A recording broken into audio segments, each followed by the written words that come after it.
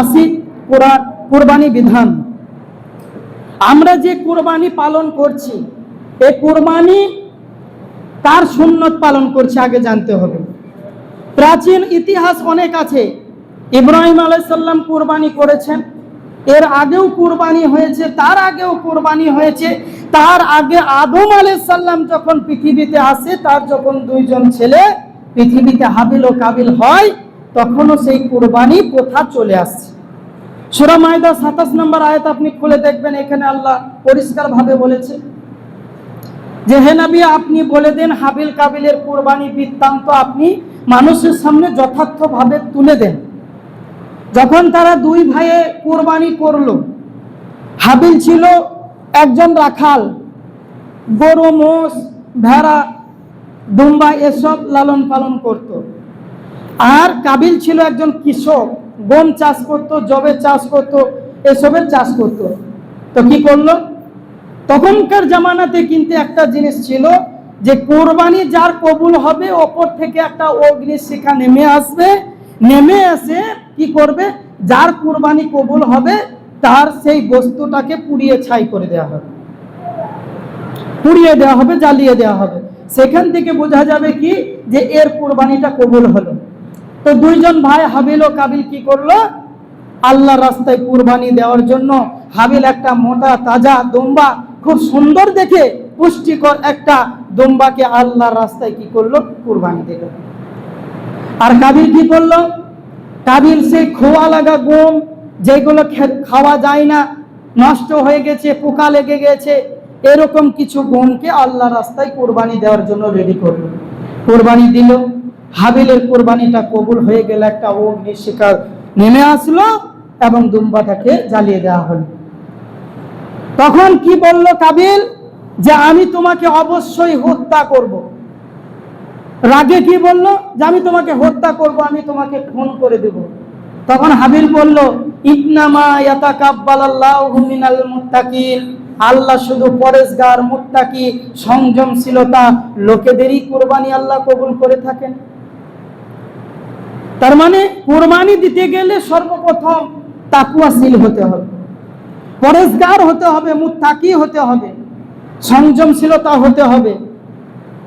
নিজেকে এমন ভাবে আল্লাহ রাস্তায় প্রস্তুত করবেন যে সেই কুরবানি আল্লাহ রাস্তায় দেওয়ার সাথে সাথে আল্লাহ কবুল করেন। আরো বহু প্রাচীন ইতিহাস আছে।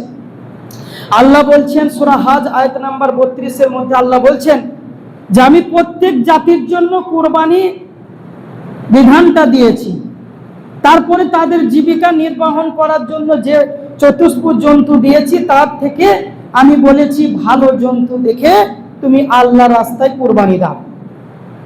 তবে সুসংবাদ দাও তাদেরকে যারা আল্লাহর স্মরণ করে এবং অন্তরটা ভীত হয়ে থরথর করে কেঁপে যায়, যারা সালাত আদায় করে, আমি যে রিজিক দিয়েছি সেই রিজিক হতে তারা ব্যয় করে, তাদের কুরবানি আল্লাহ কবুল করবেন।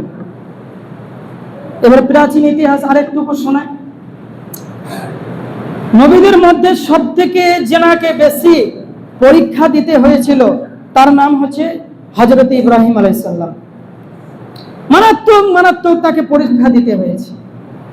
একটা ঘটনা, ইব্রাহিম আলাইহিস সালাম বাড়িতে শুয়ে আছে, তার পরিবারের লোক বলছে যে একটা মেলা হচ্ছে, তো মেলা যাবে না?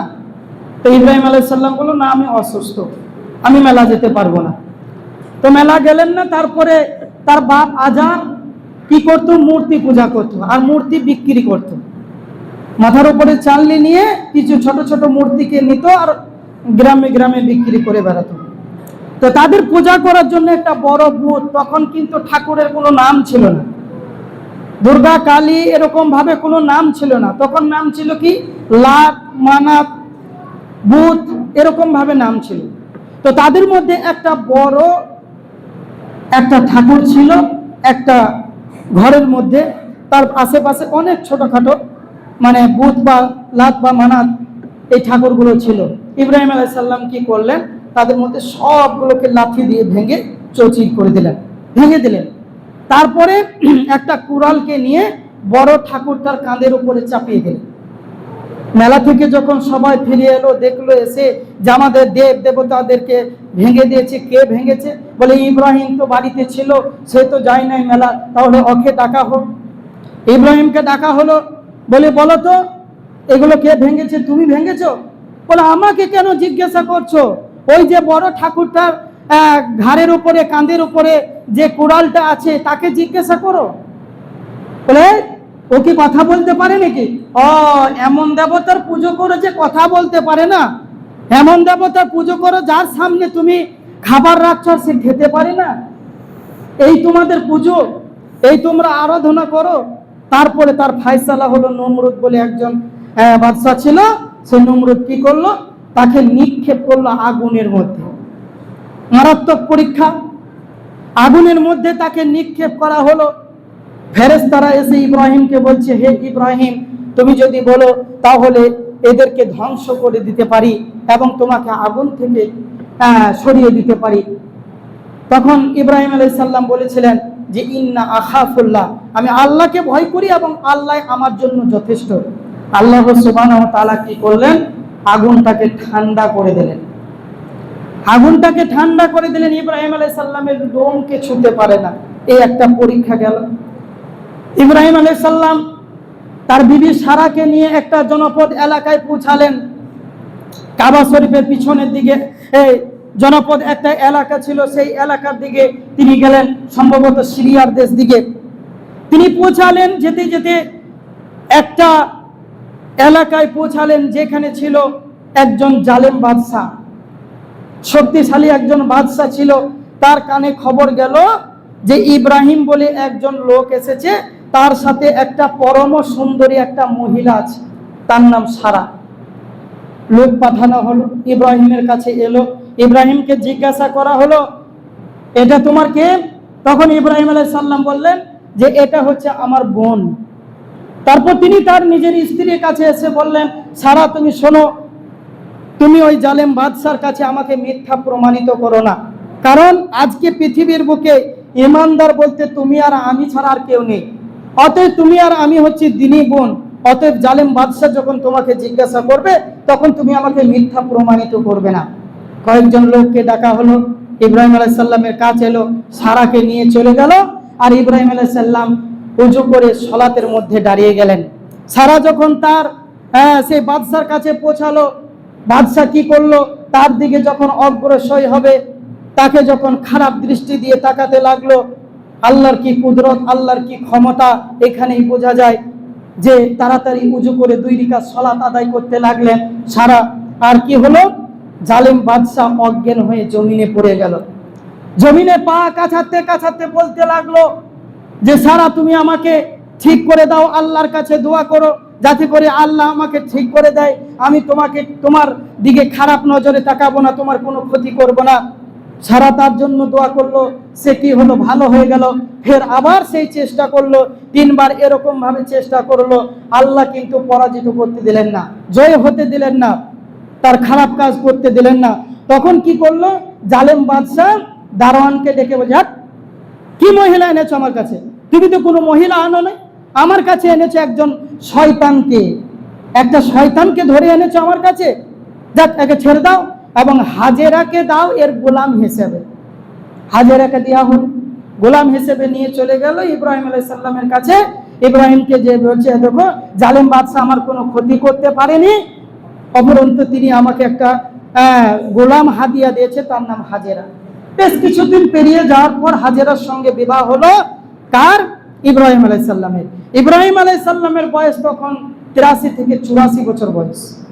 এরকম একটা বয়সে তিনি কিন্তু দিনরাত আল্লাহর কাছে একটা কথা বলতেন, আল্লাহ রব্বি হাবলি মিনাস সলিহিন, আল্লাহ তুমি আমাকে একটা নেক সন্তান দান করো, যেটা তোমার রাস্তায় আমি মানুষ করতে পারি। 85 বছর পর আল্লাহ সুবহানাহু ওয়া তাআলা তার দোয়াকে কবুল করলো। আর এর 40 বছর বয়স, 20 বছর 20 বছর বয়স হয়েছে বিয়ে হওয়া, পীরের মাজারে যেয়ে সেজদা করছে আর পীরকে যেয়ে বলছে আমাকে একটা সন্তান দাও তো। আরো কাউরি কাছে যাচ্ছে, রোজার কাছে যাচ্ছে, বিভিন্ন পন্থা অবলম্বন করছে, আর আল্লাহকে একবার বলছে না। আর কিছু কিছু মহিলাদের সিজারে বাচ্চা এই কারণে হয়, তার কারণ হচ্ছে দেখবেন একটা মহিলা যদি পেটে বাচ্চা আসে, তখন তার মা, তার দাদি, তার নানি চতুর্দিকে তাকে ঘিরে রেখে তাকে বলে, মা এই যে রমজান মাস আছে, কোনো মতে রমজান মাসে রোজা পালন করো না, তোমার পেটে পানি নষ্ট হয়ে যাবে, তুমি শুকিয়ে যাবে, তোমার বাচ্চার ক্ষতি হতে পারে, নামাজ পড়ো না মা, বারবার যদি সেজদাতে যাও, রুকুতে যাও, তাহলে তোমার বাচ্চার ক্ষতি হতে পারে। এর বিবেক আছে, বুদ্ধি আছে? ইলম কালাম তো নেই, তো এতটুকু বুদ্ধিও আল্লাহ এর মাথাতে দেয়নি যে কোরআন পড়লে, রোজা রাখলে, সালাত আদায় করলে বাচ্চাটা নেক সন্তান হবে। আজকে বাচ্চাদেরকে আমরা ভালোভাবে মানুষ করতে পারছি না, তার কারণ মা বাপেরই দোষ। পিতা মাতা কোনোদিন সালাতের মধ্যে একবার আল্লাহকে বললো না যে আল্লাহ আমাকে যে সন্তান পৃথিবীতে তুমি দিবে, আল্লাহ নেক সন্তান দিও, যে সন্তান তোমার রাস্তায় মানুষ করতে পারে, একদিনও বলেন। এই জন্য আমাকে খুবই খারাপ লাগে। তো দিন রাত ইব্রাহিম আলাইহিস সালাম বলছে রব্বি হাবলি মিনাস সালিহিন। আল্লাহ হাজেরার গর্ভে ইসমাইল আলাইহিস সালামকে দিলেন 85 বছর পর। বাচ্চা ভূমিষ্ঠ হলো, ইসমাইল আলাইহিস সালাম দুনিয়াতে আসলেন। 2 মাস 3 মাস বয়স, আল্লাহ সুবহানাহু ওয়া তাআলা আবার পরীক্ষাতে ফেললেন ইব্রাহিম আলাইহিস সালামকে। কি পরীক্ষা? যাও হাজেরা এবং ইসমাইলকে নিয়ে চলে যাও কাবা শরীফের পিছনের দিকে, এবং কাবা শরীফের পিছনের দিকে যে তুমি কি করো, তাদের 2 জনকে রেখে দিয়েছো। তো ইব্রাহিম আলাইহিস সালাম তাই করলেন। হাজেরা ইসমাইলকে নিয়ে চলে গেল কাবা শরীফের পিছনে মরুভূমি প্রান্তে, যেখানে কোনো মানুষ নেই, সাহায্যকারী নাই, যেখানে কোনো ব্যবস্থা নেই। একটা মশকের মধ্যে কিছু পানি আর কিছু খাবার তাদেরকে খেজুর দিয়ে আসা হলো। দিয়ে আসার পর ইব্রাহিম আলাইহিস সালাম ফিরে চলে আসছে, আর হাজেরা তাকে পিছন দিকে বলছে, ওগো আমার প্রাণের স্বামী, তুমি কেন আমাকে এই মরুভূমি প্রান্তে রেখে যাচ্ছ, যেখানে কোনো সাহায্যকারী নেই, যেখানে কোনো খাবারের ব্যবস্থা নেই, পানির ব্যবস্থা নেই? আচ্ছা বলো কেন আমাকে রেখে যাচ্ছ? ইব্রাহিম আলাইহিস সালাম উত্তর দেয় না, সামনের দিকে আগিয়ে চলে যায়। তারপরে হাজেরা বলে, এই অর্ডার কি আল্লাহ দিয়েছে? এই কথা কি আল্লাহ বলেছে? বলে হ্যাঁ। তখন হাজেরা বলল, তাহলে এবার নিশ্চিন্তে যান, আল্লাহ যখন আমাকে এইখানে দিতে বলেছে, অবশ্যই আল্লাহ আমাকে রক্ষা করবে। কিছুদিন পর যখন পানি শেষ হয়ে গেল, খেজুর শেষ হয়ে গেল, পানির পিপাসায় যেন বুক ফেটে যাচ্ছে, আল্লাহ সুবহানাহু ওয়া তাআলা ইসমাইল আলাইহিস সালামের মাধ্যমে তিনি যখন পায়ের ঠোকার মারছে জমিনের মধ্যে, আল্লাহ সুবহানাহু ওয়া তাআলা একটা কূপকে তৈরি করে দিলেন, যেটার নাম হচ্ছে কি জমজম কূপ। আমরা শুনেছি হাজিরা পানি আনে, আমরা খেয়েছি। আজও পর্যন্ত ওই পানিতে কোনো নোংরা হয় না, আজও পর্যন্ত ওই পানির স্বাদ একই রকম থাকে। কতদিন পূর্বে, 5000 পূর্বে হয়েছে এটা, 5000 বছর পূর্বে এটা হয়েছে। তো ইব্রাহিম আলাইহিস সালাম, ইসমাইল আলাইহিস সালামের পায়ের ঠোকরে জমজম কূপটা হলো। এই পরীক্ষায় ইব্রাহিম আলাইহিস সালাম পাস করলেন। এবার 2 থেকে 3 বছর, 6 বছর বয়স যখন ইব্রাহিম আলাইহিস সালামের পৌঁছালো, তখন আল্লাহ সুবহানাহু ওয়া তাআলা আবার পরীক্ষাতে ফেললেন। কি পরীক্ষা? আল্লাহ স্বপ্নের মাধ্যমে ইব্রাহিম আলাইহিস সালামকে দেখাচ্ছে যে ফালাম্মা বালাগা মাহু সাইয়া ক্বালা ইয়া বুনাইয়া ইন্নী আরা ফিল মানামি আন্নী আজবাহুকা ফানজুর মাযা তারা। ইব্রাহিম, তোমার যে আদরের সন্তানটা আমি দিয়েছি, 85 বছর পর তুমি আমার কাছে বহু তপস্যা করেছো, আমার কাছে ফরিয়াদ করেছো, তোমাকে একটা সুসন্তান দিয়েছি, নেক সন্তান দিয়েছি। ইব্রাহিম, তুমি এক কাজ করো, ওটাকে আমার রাস্তায় কুরবানি দাও, ওটা আমার রাস্তায় কুরবানি দাও, জবাহ করো। আচ্ছা পারবেন? 40 বছর পর যদি একটা আল্লাহ আপনাকে ফুটফুটে একটা সন্তান দেয়, এই 7 বছর 5 বছর বয়স, সামনে দরাদরি করছে, আব্বা আব্বা করছে, মা মা করছে, আম্মু আম্মু করছে, সারাদিন দৌড়ে বেড়াচ্ছে, এটা খাবো ওটা খাবো, এটা খাওয়াচ্ছেন ওটা খাওয়াচ্ছেন, তাকে যদি আল্লাহ বলে যে আল্লাহ রাস্তায় কোরবানি দাও, আচ্ছা আপনি পারবেন? অতটা দিল আপনার আছে, অতটা অন্তর আপনার আছে? নেই। কিন্তু ইব্রাহিম আলাইহিস সালাম তার বেটাকে যে বলছে যে আল্লাহ, আমি স্বপ্নের মাধ্যমে দেখলাম ইসমাইল যে আমি তোমাকে জবাহ করছি, অর্থাৎ আল্লাহ কুরবানি দিতে বলেছে তার রাস্তায়। তুমি কি এতে অভিমত? তোমার মতামত তো তুমি জানাও। তখন ইসমাইল আলাইহিস সালাম, বাপ জেসা হোগা বেটা তো সে তেসাই হোগা। তো কি বলছে যে হে আমার পিতা, ক্বালা ইয়া আবাতি আফআল মা তু'মারু সাতাজিদুনি ইনশাআল্লাহু মিনাস সাবিরিন। হে আমার পিতা, আল্লাহ তোমাকে যা অর্ডার করেছে, আল্লাহ তোমাকে যা বলেছে, তুমি অক্ষরে অক্ষরে পালন করো, আমাকে ধৈর্যশালী রূপে পাবে। পিতা ছেলের যখন মনোমালিন্য হয়ে গেল, যখন তাকে জমিনে শাহিত করা হলো, এর মধ্যে কিছু জাল হাদিস আছে, তার মধ্যে একটা বলে দিই যে কিছু আমরা এর আগে পূর্বে অনেক আগে শুনেছি যে ইব্রাহিম আলাইহিস সালাম যখন ইসমাইলকে জবাই করার জন্য জমিনে শোয়ালো, তখন ইসমাইল আলাইহিস সালাম বললেন যে হে আমার পিতা, তুমি এক কাজ করো, আমার হাত দুটোকে পিছনের দিকে বেঁধে দাও। কেন বেঁধে দাও? এই জন্য বেঁধে দাও, যখন তুমি আমাকে জবাই করবে তখন হয়তো আমি লাফা ঝাপা করতে পারি, তোমার গায়ে আঘাত লেগে যেতে পারে। এটা জাল হাদিস, এই মর্মে কোনো হাদিস বর্ণনা হয়নি। এতটুকুই যে তাদের পিতামাতা যখন ছেলে এবং বাপের যখন মনোমালিন্য হয়ে গেল, জমিনে যখন শাহিত করা হলো, আল্লাহ ডেকে ইব্রাহিমকে বলে, ইব্রাহিম, তুমি তো স্বপ্নকে বাস্তবে রূপান্তরিত করেছো। ইব্রাহিম, তুমি স্বপ্নকে বাস্তবে পরিণত করে দেখিয়েছো। আমি সৎ কর্মকারীদেরকে এইভাবে এই পরীক্ষা নিয়ে থাকি। অতএব আল্লাহ সুবহানাহু ওয়া তাআলা ইসমাইল আলাইহিস সালামকে বাঁচিয়ে নিয়ে একটা জন্তু দিলেন কুরবানি করার জন্য। সেই ইব্রাহিম আলাইহিস সালামের আমরা সুন্নত আজকে পালন করছি। তো আমরা ইতিহাস, প্রাচীন ইতিহাস বুঝতে পারলাম। তবে এই জিলহজ মাসের 10 দিন করণীয় কি? 10 দিনে 1 থেকে 9 তারিখ পর্যন্ত 9টা রোজা এটা পালন করতে হবে। এই 9টা রোজা পালন করলে অনেক সওয়াব আছে, অনেক নেকি আছে।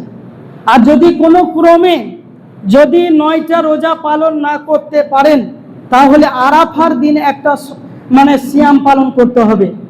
এই আরাফার দিনে যদি সিয়াম পালন করেন, আল্লাহ নবী জনাবে মুহাম্মদ রাসূলুল্লাহ সাল্লাল্লাহু আলাইহি সাল্লাম তিনি বলছেন যে তাহলে তার পূর্বের এবং বিগত 1 বছর সাগিরা গুনাহকে আল্লাহ সুবহানাহু ওয়া তাআলা ক্ষমা করে দিবেন, মাফ করে দিবেন।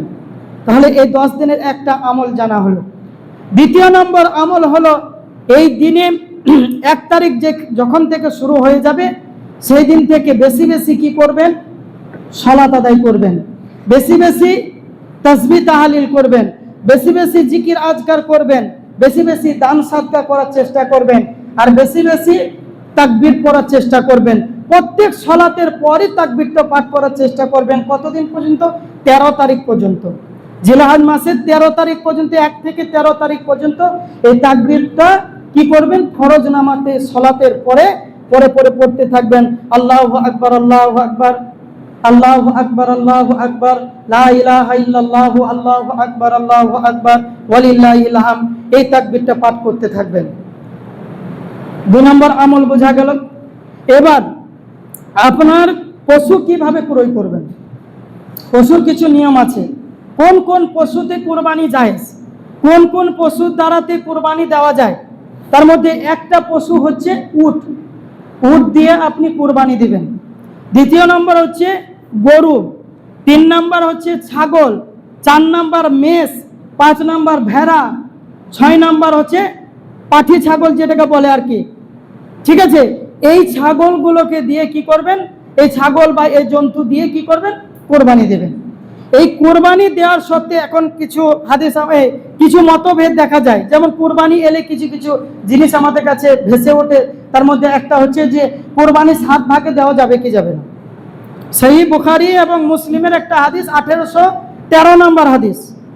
এখানে আল্লাহ নবী জনাবে মুহাম্মদ রাসূলুল্লাহ সাল্লাল্লাহু আলাইহি সাল্লাম বলছেন যে একটা উটে 10 জন ভাগ দিতে পারে, 10টা পরিবার।